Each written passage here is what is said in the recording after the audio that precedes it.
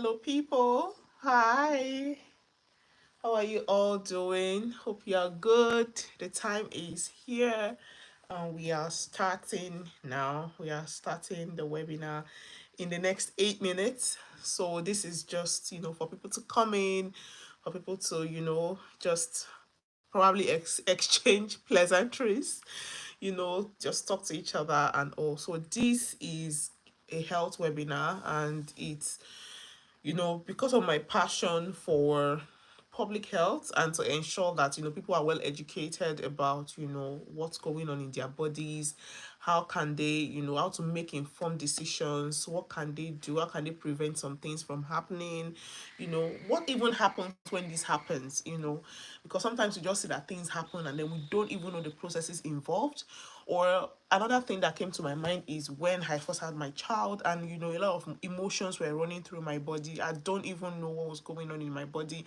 I don't know why I was acting the way I was acting, even though I am a nurse. So this is actually like to give us the information about what is happening in our bodies, when you see certain things happening, how to know, okay, this is what is happening to me, I'm feeling this way because of this, I'm not weird, something is not happening, I'm not losing my mind, it's just this happening. And then even be able to like say, okay, I can control some things, I can make some things happen, I can make some things not happen. So that is the whole essence of this video, and it's going to be like a fortnight program. However, we are going to be starting today, and then we are going to be doing another one next week, and then from next week going to be fortnightly. This is just because of schedules, because of plans and everything, logistics, basically, just to make everything work out. However, the grand plan is to make it fortnightly. So let's make sure that our comments are civil. Let's ask questions when it's right, and if I'm not able to answer the question at that time, just be patient. When we probably finish that line of thought, or when we get to that point of answering questions, we'll be able to answer questions. And share the link to somebody, share it on your WhatsApp status, tell your friends, share it to your nieces, to your cousins, that are growing. You want them to know about their menstrual cycle, you want them to know what's going on with them. This is the time. And also, I'm going to also be talking about just a bit about what's going to be happening next week. So today is about menstruation and menstrual phase and menstrual phases and things. So next week is going to be about menopause.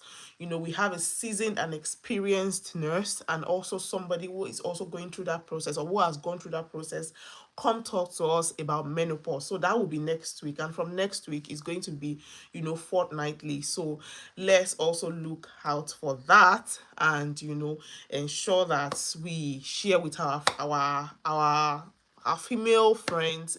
Even the males also can come around, to come and learn one or two things, to come and understand what happens with their wives, understand what happens with their sisters, with their cousins, with their nieces.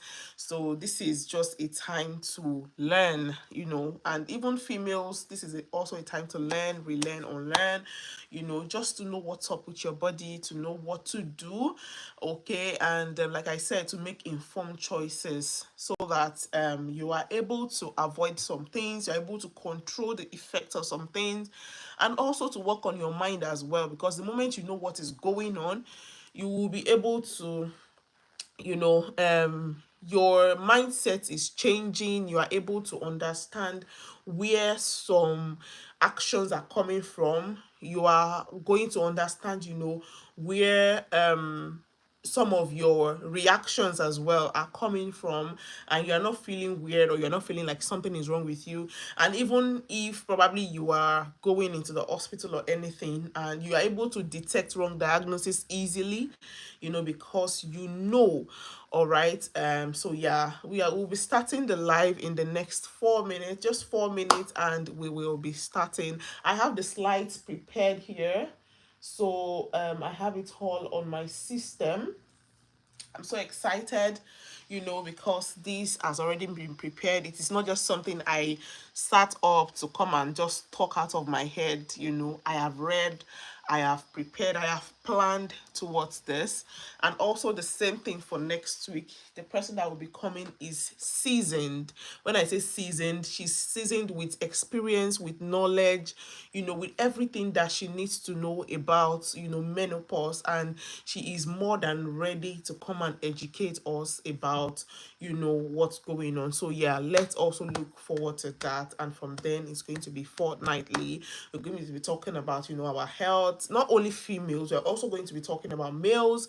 We're going to be talking about, what goes on when men reach certain ages, what can they do, while your man behaves this way. We might also bring about some relationship talks along the way. It's just all going to be educative, to be fun, to be, beautiful. And this page or this channel is all about the wholesome living, just everything about wholesome living, from prevention of illness to, managing the everyday thing that happens in our body, because whether we know it or not, we are growing.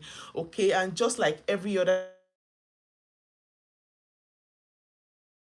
things, some things will start feeling like they are wearing out. So that we are not shocked when some things happen, so that we are not alarmed, so that we are not afraid, we are not anxious about some things that happen. So that is why this life is here, to educate the public about their health and some other things that contribute to health.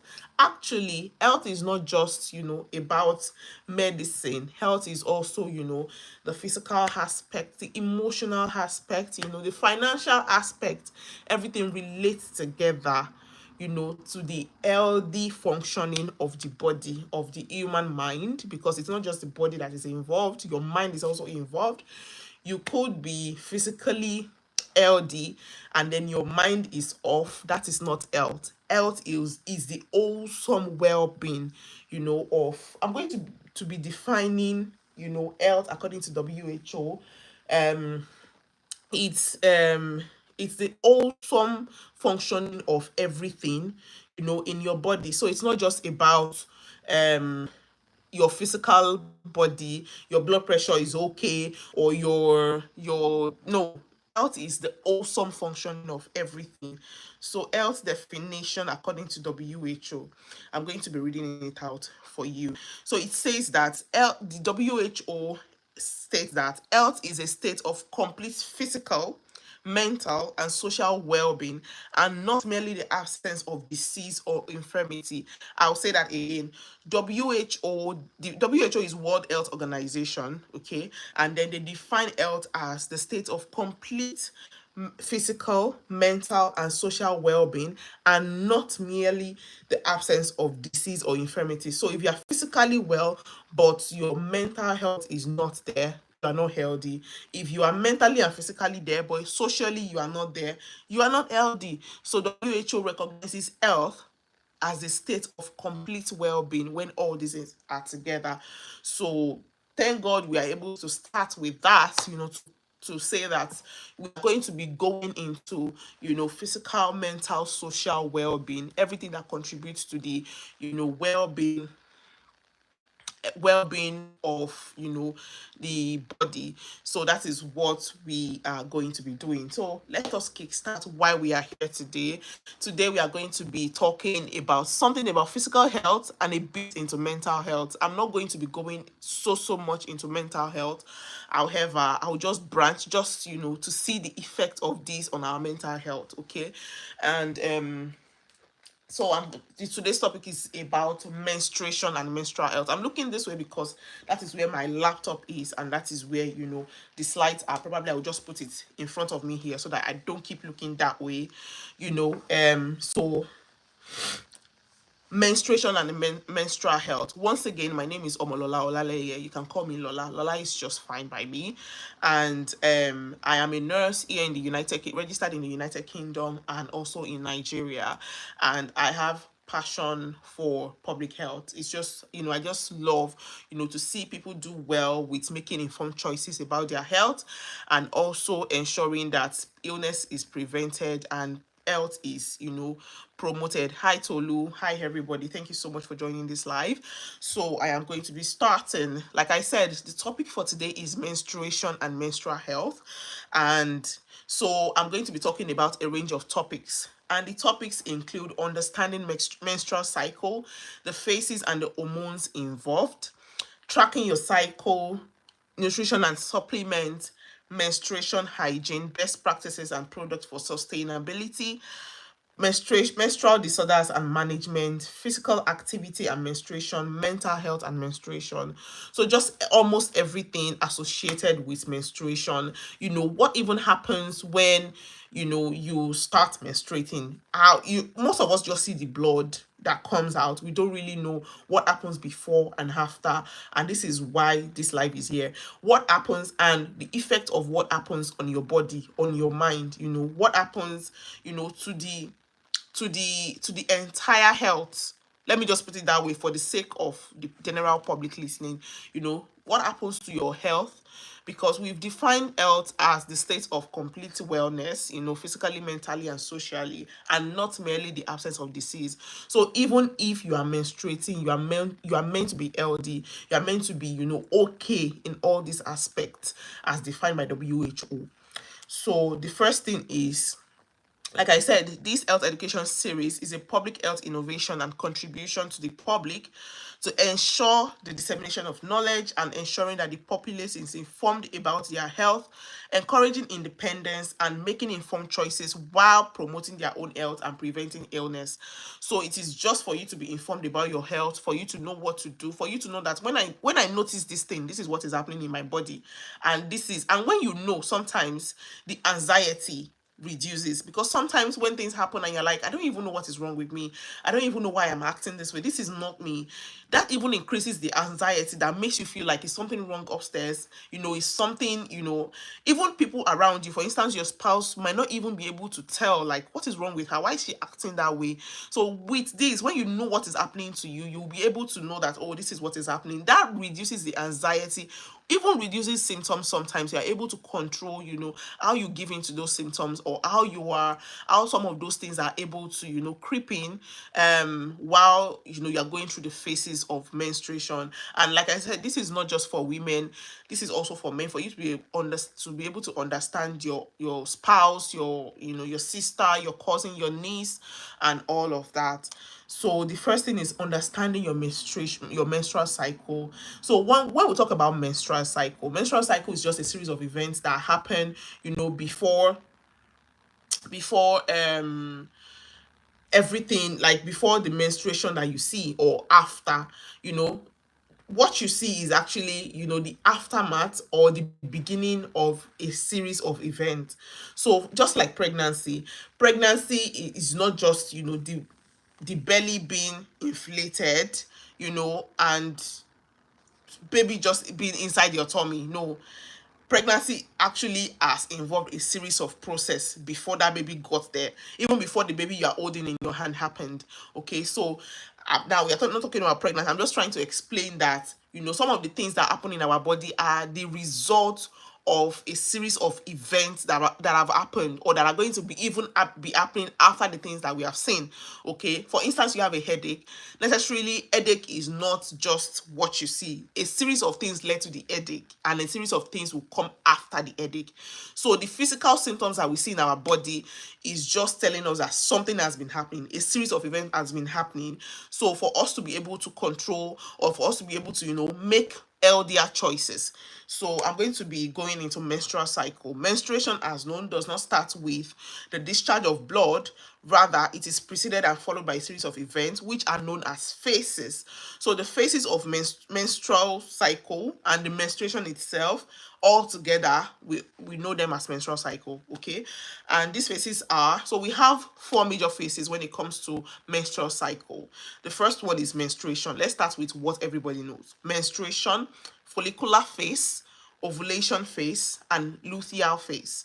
I would say that again. We have four major phases when it comes to menstruation. We have the menstruation proper, we have the follicular phase, or let me say the menstrual phase, the follicular phase, the ovulation phase and the luteal phase. I know that probably for most of the people, what you know is menstruation and ovulation. Ovulation is like what people throw around. People just say it's ovulation, I'm ovulating, I'm ovulating. You don't even know what is happening in your body. Okay. So you are between menstruation and ovulation, something else has happened. And after ovulation, something else has happened before the beginning of another menstruation. So it's like the cycle actually continues one after. That is why it's a cycle anyway, because it continues after one another. So the menstruation cycle span an average of 28 days. So when they ask about what is your menstrual cycle, like the days involved, averagely, now when I say averagely, that means that it can be less, it can be more, in depending on people, depending on, I will get there anyways, depending on choices, depending on just a number of factors. Okay, but averagely it spans for 28 days, and that is to say that the menstrual phase, which is an average of 2 to 7 days. Some people see their menses for 2 days, some people see their menses for 7 days, as varied between people, is only a part of a 28-day process. So the few days that you are menstruating is only a part of a series of events that is happening for 28 days. How amazing, so your menstruation that you're seeing for just few days, or let me say, yeah, for few days, is something that's happened before and something is happening after, which averagely spans for 28 days. So the amount of blood loss also vary from persons to persons. So some people see more blood loss, while some people experience just very little or minimal, or that might not even be significant to whatever. And sometimes even the blood loss can be the result, or the reason for anxiety in some people. It's not even what is happening in their body, but they say that I am losing so much blood can cause so much anxiety, and some of these things will be debunked here today. Okay. And a lot of things can affect these processes, the amount of blood loss and the days involved and the symptoms you feel, depending on lifestyle choices, depending on diet, depending on disorders, and depending on heredity. So heredity too can be a factor. Disorder too can be a factor. Like, we are also going to be talking about some disorders right here in this live video. Okay. And what are the common symptoms of menstruation that you would know that, oh, probably I am menstruating, or I am about to menstruate, or all of that? We are still going to be talking about the phases and the symptoms per phase. However, some of the symptoms that we regularly see in people, we see mood swings. That's very, very common in people. We see breast tenderness. You can just feel like, your breasts are a bit tender to touch, and bloating. That means that people have big tummy. So when you see a woman with big tummy, not everybody with big tummy is pregnant. Learn to, if you need to ask, if at all you need to ask, learn to ask politely. And if you don't have to ask, just let it be. Okay. So some people are just experiencing menstrual changes or menstrual cycle when they are bloated, and that is expected, and that is because of a series of things happening in their body. Okay. We also have cramping. So it is not only when there is menstruation that cramping occurs. Cramping also occur because people are probably in the process of the menstrual cycle itself. We also have acne. Acne is like pimple, just changes to their face. These are just like minimal signs. Some people experience the extremes of symptoms, which can range from things that can be easily solved with probably lifestyle changes, just minimal medications, to as many as people being admitted in the hospital. That's how amazing our bodies can vary from one person to another. Okay, so ages involved in menstrual cycle can be from 12 to 50. That is like the the average range. Let me say, there are data that now show that some people now experience menstruation before the age of 12, even as early as 8 years old, and some people still menstruate even at 55. So the first menstruation, we call it menarche, and the last menstruation, we call it menopause. So menarche is somebody that is just start, like the very first menstruation that you have, and menopause is somebody that it has paused, it has finished, kind of. So some people experience their menarche very early, as early as 7, as early as 8. This is because of technological variations. We have, things evolving now. The diet we eat, most importantly, these things are changing, and understanding menstrual cycle can prepare your female child towards their first menstruation and what to expect, what to do, avoiding pregnancy, getting pregnant as, a woman you want to, or a lady you want to get pregnant. Understanding this will make you know, when am I supposed to, copulate with my spouse or copulate with my partner to be able to get pregnant, so that you're not just, copulating at any random day, especially if you are planning to get pregnant. Okay, understanding the body changes and symptoms associated with menstruation, managing symptoms, and making healthy choices about menstrual health. So this is all the aims that I've just said a bit of the introduction about menstrual cycle. So now we are going to the phases. What are the phases? Like I said, we have 4 major phases. We have the menstrual phase, we have the follicular phase, we have the ovulation phase, and we have the luteal phase. So the menstrual phase is, let me say, let's call it the first phase. Okay, so the first phase is when you get your period. When you see that blood, is the first phase. Okay, so this phase is when an egg from the previous cycle is not fertilized. That means when there is no pregnancy. So menstruation majorly is like your body preparing you to get pregnant. So that is like that is like where the history is, let me say, the history of menstruation is coming from. So if you get pregnant, menstruation is not going to occur at all. However, there are some people that probably, get pregnant and they still menstruate. It could happen, but let's not talk about the variation. Let's talk about the normal, physiological functioning. Okay, I'm not saying they're not normal. I'm just saying that, let's talk about the physiological functioning of the reproductive system. Okay, so this phase is called, so when you don't get pregnant, your so the egg that has been released waiting for its sperm to fertilize gets shed through, your uterus, through your vagina, and then, you expel it out as blood. So that is what you see. So because the uterus was expecting pregnancy, the walls are already thickened. So the walls of the uterus are already thickened, expecting the egg that is released from you, the woman, to meet with the sperm from the man, so that once there is that fusion between the egg and the sperm, the wall of the uterus is thickened in a way that it will be able to, get that fusion of the cells together, so that, the with enough nutrients, so that, the baby can develop, the fetus can develop. Okay, so if there is no pregnancy, there is no sperm coming to fertilize, this egg, then sheds through the uterus, the uterine lining. Okay, and so the menstrual phase is the release of blood, mucus, and tissue. So some of the uterine lining also comes down with menstruation, because obviously the uterine lining is, is not accommodating the egg and the sperm, to become a fetus. A fetus is a baby, kind of, a growing baby. So once that is not in place, it sheds off, and becomes menstruation.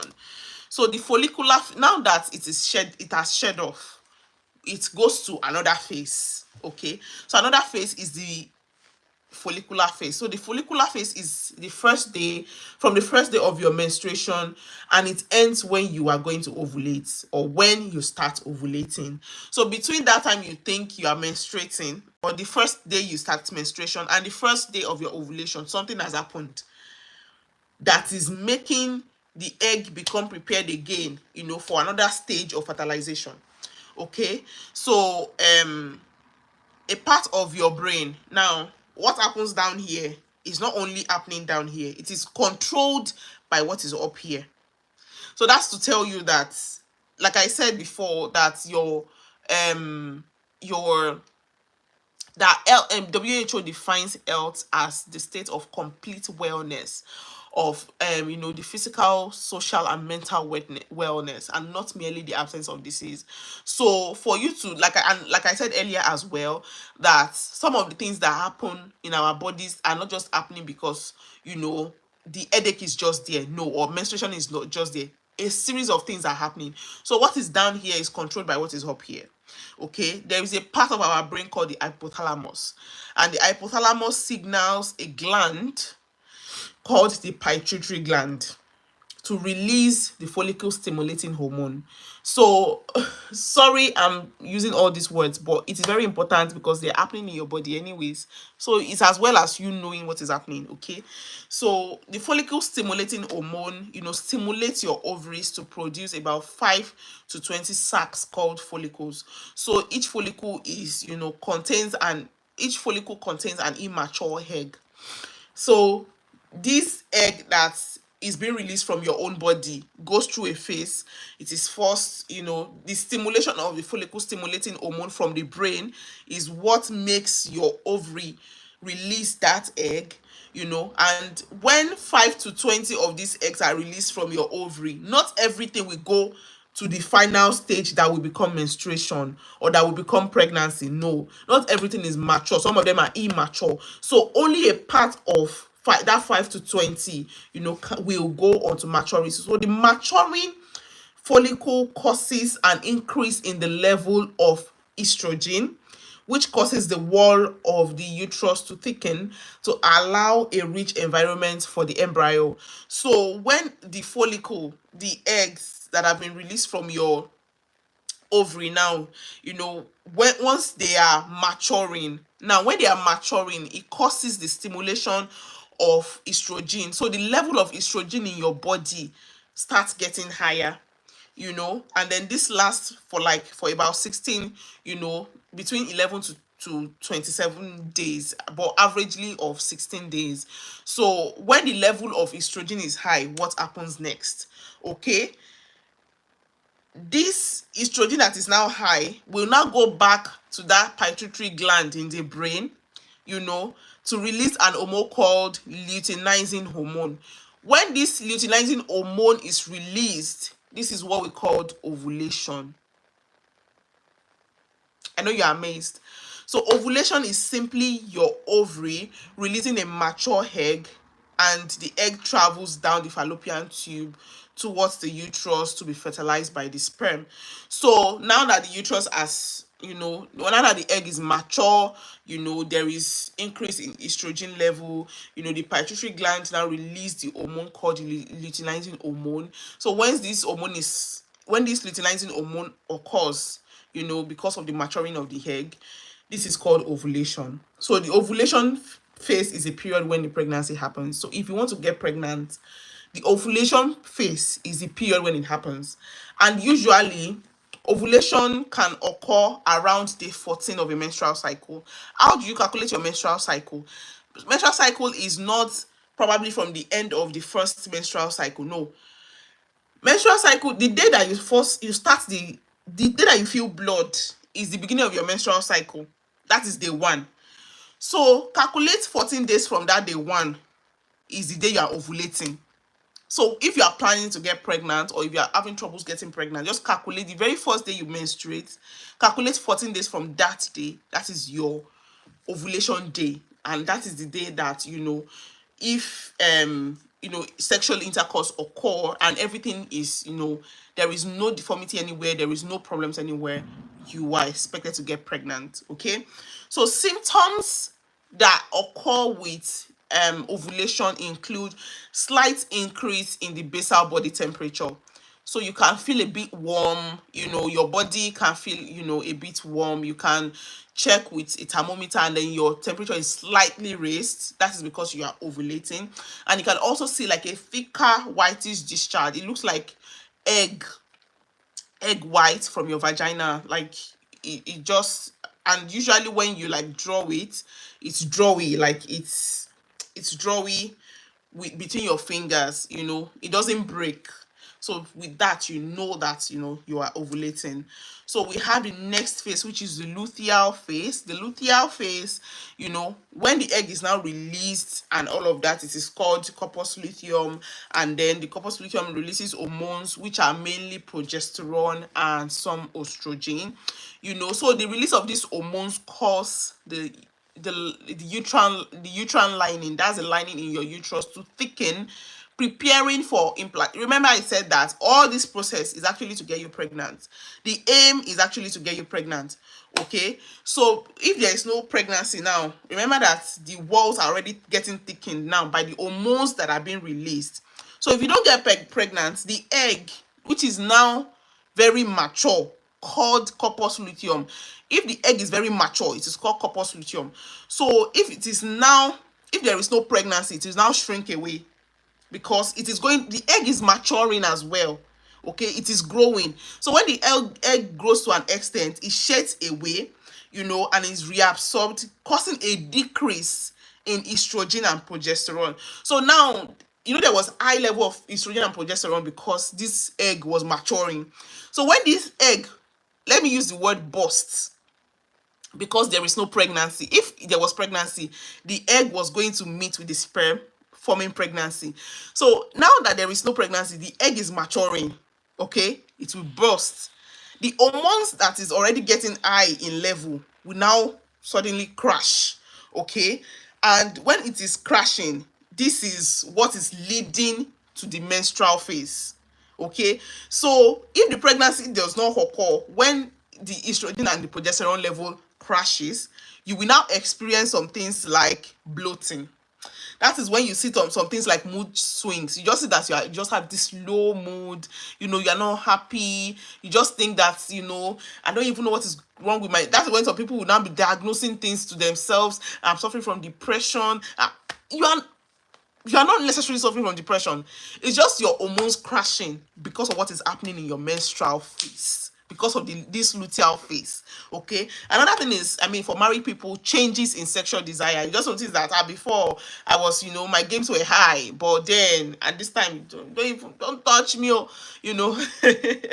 And then you have food cravings, you have, trouble sleeping, you have headache, you have tenderness, breast swelling. The breast might just swell up, and then you feel like, why is this like this?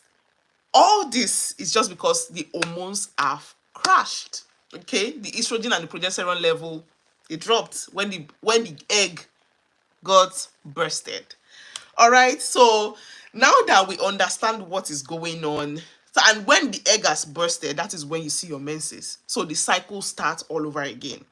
So that is everything about menstrual cycle. Okay, I hope you now know why some things happen to you and why you experience some things in your menstrual phase. So now we go to nutrition and supplements. I'm trying to keep to time.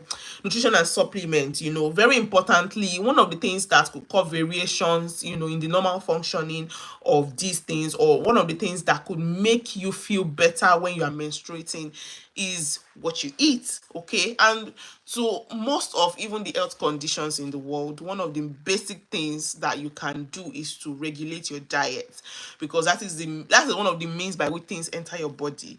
Okay, so your diet is a very important part of what you can use to regulate your menstrual cycle or to control the symptoms that you see.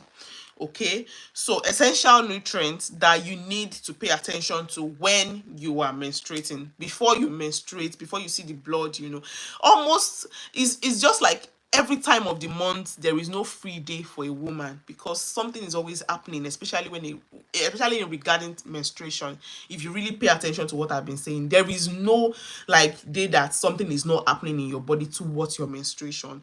Okay, so you know that you need to make the choices every single day. You cannot slack. I mean, probably there are rest days, there are cheat days and all of that. However, make sure that your cumulative actions are towards healthy living. Okay, regulate or change the things that you do, your lifestyle, what you eat, what you drink, where you go, your mental health, regulate it towards your healthy living. So the essential nutrients that they are the ones that, as this blood is being shed off your body, obviously it is coming from somewhere, so you need to replace them. So one of the things that you need to um be involved or be invested in is iron. Iron, you need to eat food or have supplements, that are rich in iron, relieving of, and also there's some food that also works to relieve cramps, aches, reduce inflammation, bloating, and reduce heavy bleeding. The food that will work towards, supplying iron, relieving cramps, aches, and reducing, there are some things that you can do that will relieve, all these things. And essential nutrients include iron, vitamin C, vitamin D, vitamin K, magnesium, omega-3 fatty acids. These are some of the things that, that will help you to regulate the hormones and how you feel, because that is one of the most important. Sometimes you cannot even regulate the hormones, but one of the most important way, or one of the most important things that we can regulate, is how we feel through the process. So this nutrients will help you, to feel better in your body while you're going through the process. So iron, I will say them again: iron, vitamin C, vitamin D, vitamin K, magnesium, omega-3 fatty acid. Also, water is very essential. You cannot neglect the place of water, because obviously this is fluid that you are losing, so you need to maintain fluid balance at all times. Retaining water, preventing dehydration, headaches, and reducing bloating. Okay, fruits like watermelon and cucumber will help you to stay hydrated. Apples and other sweet fruits will help you to curb sugar cravings. Like I said, when you get a particular phase, you will start having cravings. You just want to eat sugary things and all of that. If you invest in eating, sugary fruits that have the natural sugar, kind of, it will help you to reduce your craving for refined sugar, which is not healthy in the first place. Okay, or the excessive intake of it is not healthy in the first place. So leafy vegetables like kale, like spinach, are rich in iron and will boost your iron levels. Spinach is also rich in magnesium. So most of the leafy vegetables that we have around, kale, cucumber, no, I was talking about vegetables: kale, spinach, most of the African, let me say from Nigeria, we have all these vegetables that are readily available. And even in wherever you are, I'm sure there's a leafy vegetable that you can consume, and they contain the essential nutrients, um for you to have this supplement and nutrients in your body. Also, ginger has anti-inflammatory effects, and they soothing the muscles, because the muscles is going through so much cramping. Because the way the muscle cramp, the way the muscles come together, the layers of the muscle of the uterus are so thick, and all of them work almost at the same time to ensure that this egg that is not fertilized is expelled. The way it comes out is not just coming out. These muscles kind of, there is a way they contract. That's what I'm looking for. They contract together, and the way it is, we have the longitudinal. I don't want to go into anatomy. I'm so tempted, but I don't want to go into it. So the way the muscles are layered, they all contract together. They contract so that all these things can come out, of your body. So the way it is, that is some of the reasons why you feel the pain you feel. Okay, so ginger has that anti-inflammatory effects to soothing achy muscles. And the way muscles are, the moment that those muscles are working, the other muscles are also affected in a way. So also chicken has protein, and the higher the protein you take, the higher or the more you reduce, the cravings that you have, so that you don't just, and when there are cravings, you just want to munch on anything, you just want to, even if they are unhealthy, you just want to like bite on them and just go. So when you eat so much food that are high in protein, it reduces the cravings, and they provide iron as well. Then they also work for tissue repair and all of that. I mean, that area, the lining is already shedding off and all of that, so protein is also essential for everything, to for the muscles to relax a bit, and also for tissue repair, wherever probably there is excessive lining, uterine lining shedding. So also we have fish, turmeric, and nuts.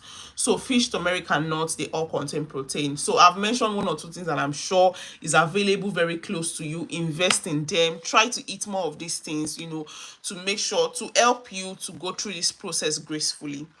So food to avoid. While we talk about the food that you can eat, these are also the things that you need to avoid. Salty food.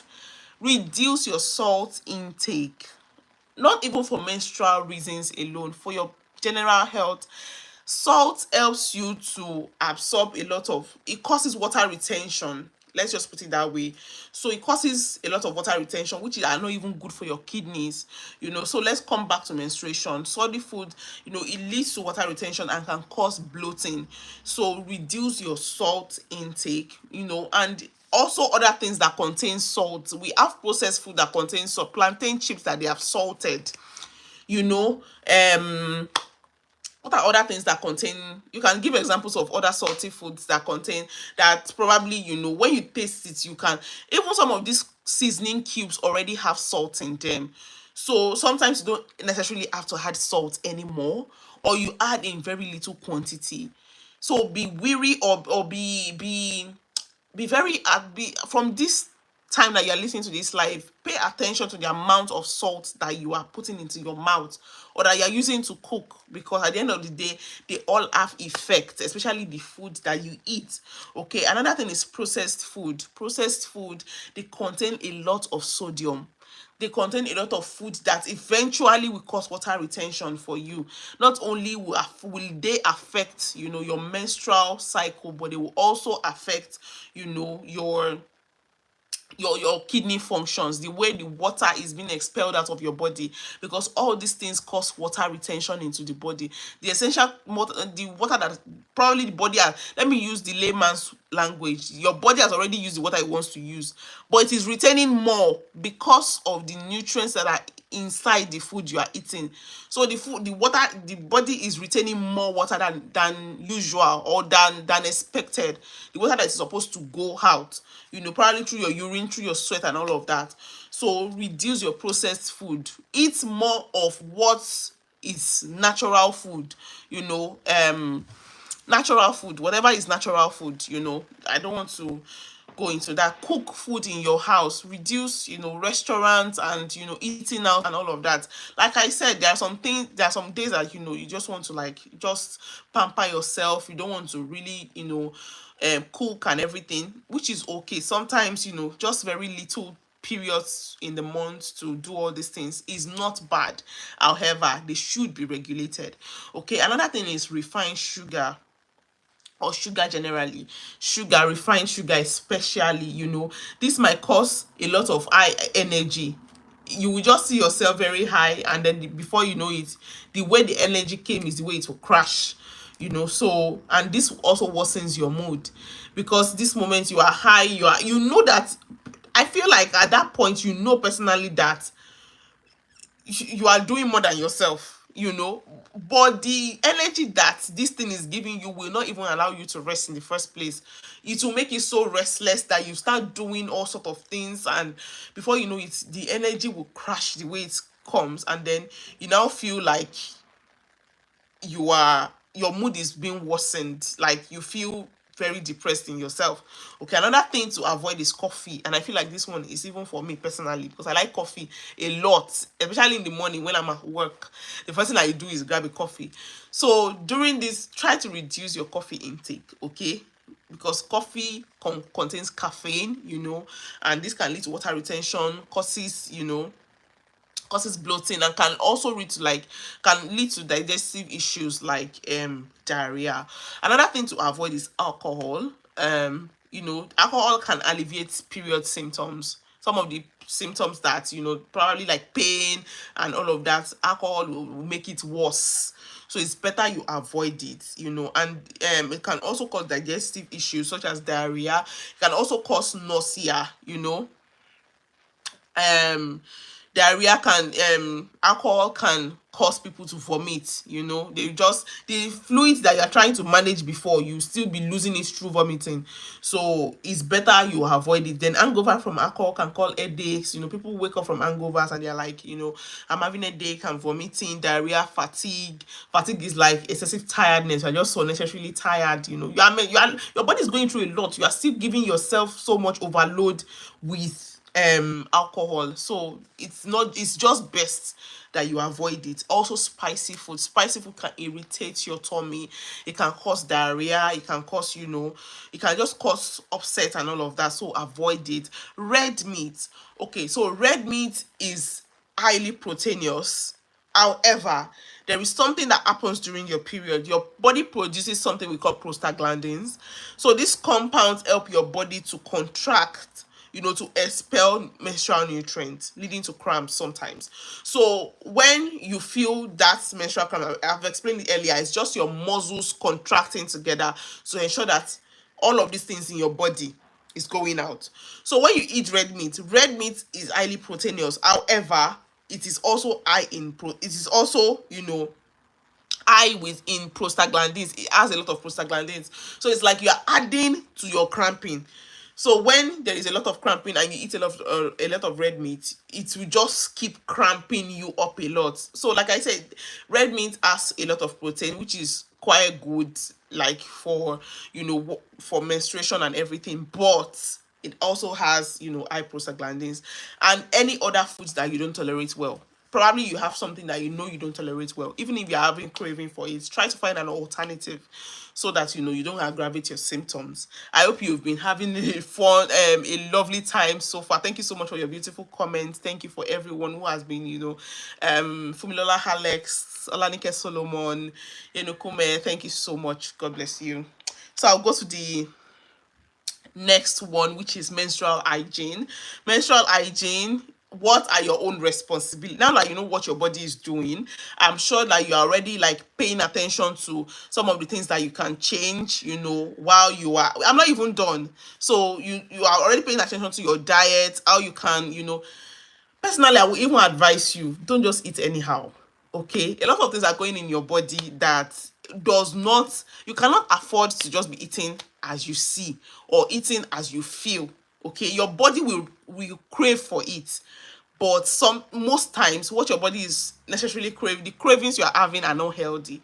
So it is not healthy for you to always grant your cravings. Okay, like I said, 1 or 2 times, okay, but try to reduce how you satisfy your cravings, on especially during your period. Your period means every day of your life anyways, with what you have learned, because your cycle is literally following each other. There is no resting phase. So it means every day of it. So the moment a girl starts menstruating, you know until the woman starts menopause, which is like 50 years, and above. Hopefully, we have people that experience it, at lower age range, but then let's say 50. So that means that from like 12 years to 50 years, something's always happening in your body. So you have to control a lot of things intentionally. You have to be strict with yourself.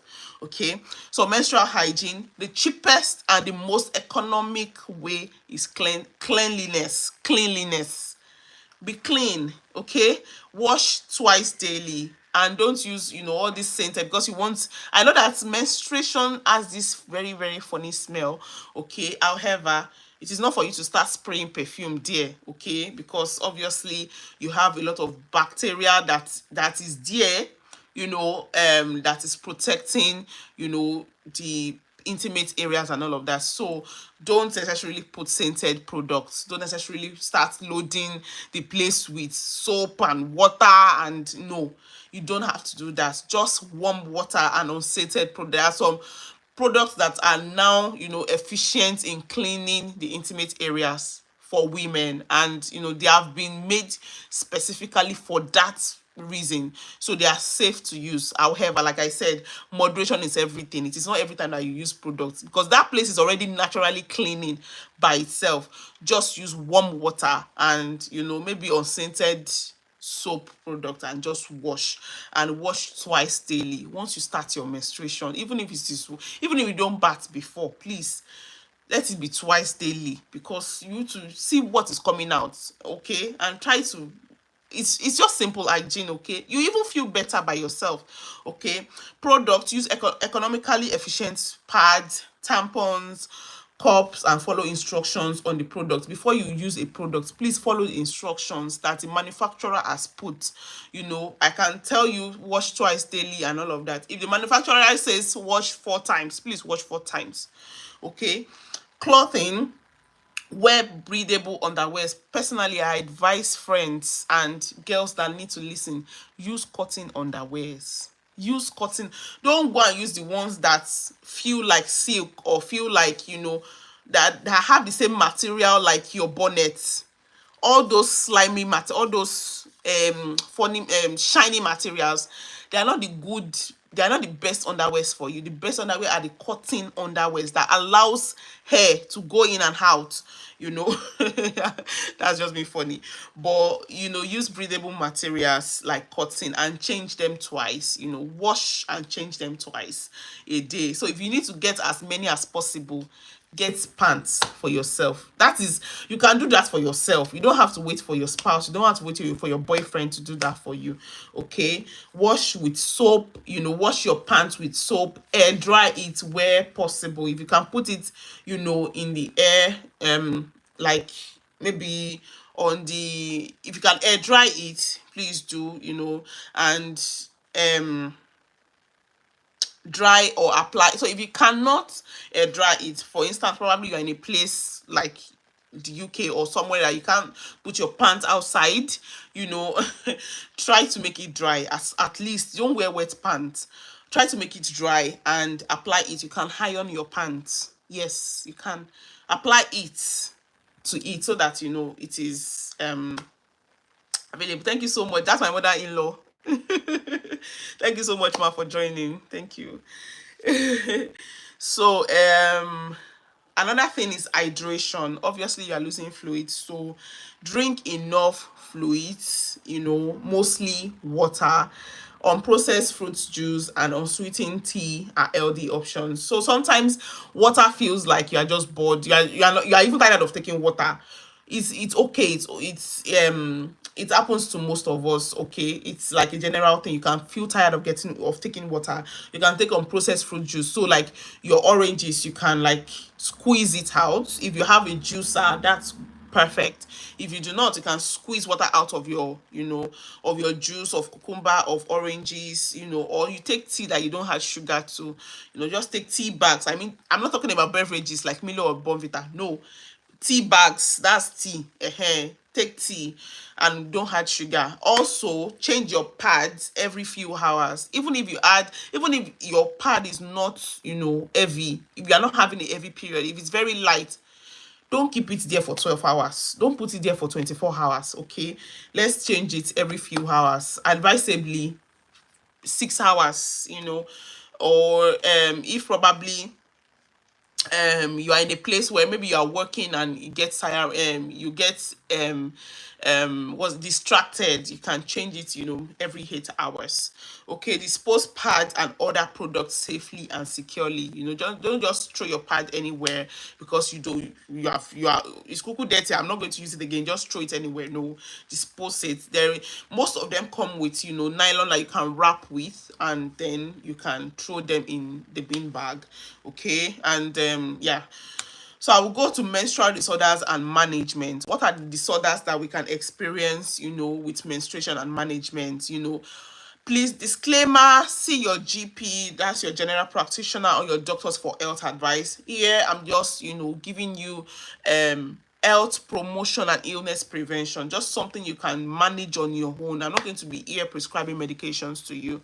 Please, these are like general things that you can do on your own, okay? So don't expect me to be telling you go and buy this medication, go and do this one. No, especially when you are facing, complex menstrual issues, go and see your doctor. Thank you. So common menstrual disorders, menstrual pain is one of them. So menstrual pain is one of the menstrual disorders medically. So ideally, you are not expected, it's expected to happen. However, it is a menstrual disorder. Okay, every period, we call it menorrhagia, irregular periods, stopped or missed periods. Sometimes some ladies they don't have periods maybe for like 2 months or 3 months, and then they see it again. Some don't see it for like 1 year, and then they see it again, or some see it every day of the year. These are like menstrual disorders. Okay, menstrual migraine, endometriosis, ovulation pain. Okay, management include pain relievers. These are like over the counter drugs like acetaminophen, which is also paracetamol. Okay, and NSAIDs, that is non-steroidal anti-inflammatory drugs like ibuprofen. These are the things that you can walk into any pharmacy, and then you can get it over the counter. You don't need to be prescribed, and you can use it yourself. However, they would always tell you, if your symptoms persist after like 3 days, you see that this thing is just worsening, paracetamol is not solving it, please carry your bag and go to the doctor. Okay, hormonal therapies also, like birth control pills, they are not only for stopping pregnancies, they are also to control some symptoms that you can experience. However, like I said, see your doctor before you use them. Okay, or progesterone, injections can regulate heavy bleedings. Also, dietary changes. I've talked about diet, so I'm sure that anybody on this live now, you can easily say number one, salt. Avoid salty food or reduce your salt as much as possible. And I will also advise, when you grow higher, like when you are growing, reduce the way you are eating salt as much as you can. It will help you, because obviously your physiological functions, they change as you grow older. So reduce, your salty intake. Also, reduce your caffeine, reduce Coke, reduce Pepsi, reduce, you see all those drinks that you open and they do reduce them. Okay, it's for your health, it's for your own, it's for your own health. um what else? Sugar, especially refined sugar, reduce them. Alcohol, reduce them. Eat fiber fruits, eat fiber rich fruits and vegetables. I don't know if you can hear the sound, but it's not, we are safe. Okay, it's just the people that are doing, what's it called, so eat rich fiber rich fruit and vegetables, so that you are not what's it called, you are not retaining a lot of food that is causing a lot of crampings and discomfort. Okay, then also for complex menstrual hormonal structural disorders like PCOS, endometriosis, ovarian cysts, fibroid, please see your doctor. Okay, some of them might require, you having going through surgical procedures and all of that. Some of these disorders require surgical interventions and hormonal therapies, which are recommended and prescribed following assessment. So your doctor must have assessed you, given you, probably run some tests to know that, this is what is going on and this is what we are going to do. Okay, so which I will not be doing here, because this is like a public place and I'm not going to be telling you, yeah, go and buy this, go and do this for this. Okay, right, thank you. Yes, you are very correct. Iron, water, vitamin. Thank you. So, you are a very good student. Oluwa Fumibi, thank you. So physical activity and menstruation, okay? So this is highly beneficial during menstruation, as it helps to relieve bloating, and low mood and cramps. So increasing your physical activities when you are menstruating or towards your menstruation, can help you to relieve bloating, can reduce low mood and cramps. So when you notice that you are getting bloated easily, you might want to increase your physical activities, do some exercises before your menstruation, because when you are menstruating, sometimes exercise is the last thing on your mind. Okay, so before that period or before the blood comes, you can, start doing some exercises. You can just browse them and check the exercises that you can do. Also, during your menstruation, you can do low intensity exercises like walking, cycling, swimming, yoga, pilates. You can do all of that. Before your menstruation, you can, engage in skipping. You can like skip rope. You can jog. You can, what else, you can also do some steppings. You can dance. Dancing is a form of exercise. You can dance. Yes, just dedicate like 30 minutes and dance, and dance out. It helps sometimes, to even help your mood. Play a very good music and dance. So exercises can help to prevent low mood and depression, and that could be associated with the changes.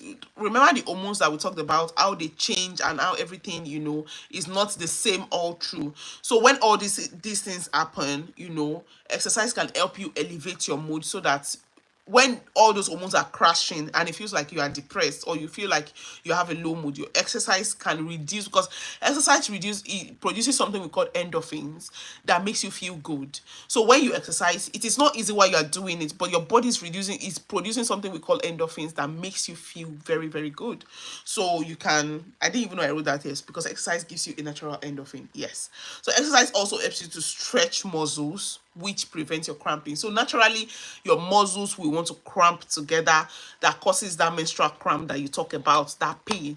So when you exercise, your muscles can get a bit relaxed, from the contractions. Okay. So now we go to mental health and menstruation, because obviously we've been talking about low moods, we've been talking about anxiety and everything. It affects your mental health, or let me say there is an effect on it on your mental health. Okay, so with all the hormonal fluctuations and changes during your menstruation, we can start putting our questions down, so that, because I'm about to round up, so that we can answer the questions. Okay. What's my skincare routine? That's actually out of menstruation that we're talking about, so let's keep it within the context of what we are talking about. Okay, thank you. Then, with all the hormonal fluctuations and changes during menstruation, some changes could occur to one's mental health, obviously, such as mood swings, lack of sleep, irritability, premenstrual symptoms. Some of these, I feel like I want to deviate a bit. Some of these symptoms are also associated with pregnancy, after pregnancy. Like I said, it's all because there are swings in hormone. So probably you have somebody who has had a baby, or who's just had a baby, and the person is always crying, the person is irritable, the person is, becoming, the person is not just, I just don't want to talk to people. It's because of all these things happening to them. So try to understand what is going on. Sometimes they themselves don't even know what is going on. Okay, so the same thing with menstruation. Sometimes people don't even want to talk to people. They just want to be on their own. They're just like very cranky, very, they're just doing like that. It's not because they want to, it's because of all these hormones happening in their body. Okay, or all these hormonal changes happening in their body. All right, so the American Psychiatric Association, now this is a, when I was studying for this, I saw this and I feel like I want to share, or maybe I will share it later. Let's first do the other one. So also physical symptoms like pain, you can control that with NSAIDs that I've talked about, like ibuprofen and acetaminophen, like paracetamol, and by increasing your physical activity. Generally, I will advise every woman, please exercise, even if it is not every day. You can maybe twice a week. Just if it is jogging, just do like 10 minutes and come back to your house. It's very essential for yourself, for your well-being, for your mood. Okay, avoid social isolation. Like I said, sometimes you feel like you don't want to talk to anybody, but please talk to somebody. Talk to friends, talk to family about how you feel. I have low mood. I'm feeling anxious. I'm feeling like, I'm feeling out of control. I feel like something is going out of my control. These are some of the things that you are liable to experience, and that is only because your hormones are not on the same level. Okay. Also engage in activities of interest such as watching movies, having a walk. If you like to have a walk, you can go out to have a walk. If you want to talk to family and friends, talk to people, read books, read novels, watch movies, anything that can brighten your mood, you can engage in that. All right. So I was going back to what I said I saw. The American Psychiatric Association 2023 stated that hormonal changes, please listen to this, hormonal changes that occur during the week or before the start of menstruation can trigger psychiatric symptoms known as premenstrual dysphoric disorder. So there's something that is actually like psychiatric symptoms associated with menstruation, which is known as premenstrual dysphoric disorder, and a formal diagnosis requires. So don't diagnose yourself, okay? Because some of us have experienced one or two of these. Yeah, yes, for me, yes. I'm surprised as well, but it is what it is. So there is a menstrual or there is a psychiatric condition that could be associated with menstruation. However, you need a formal diagnosis, and then it requires the presence of five or more of the following symptoms during premenstrual period. So if you experience like five of these things I'm not going to be talking about together at once, so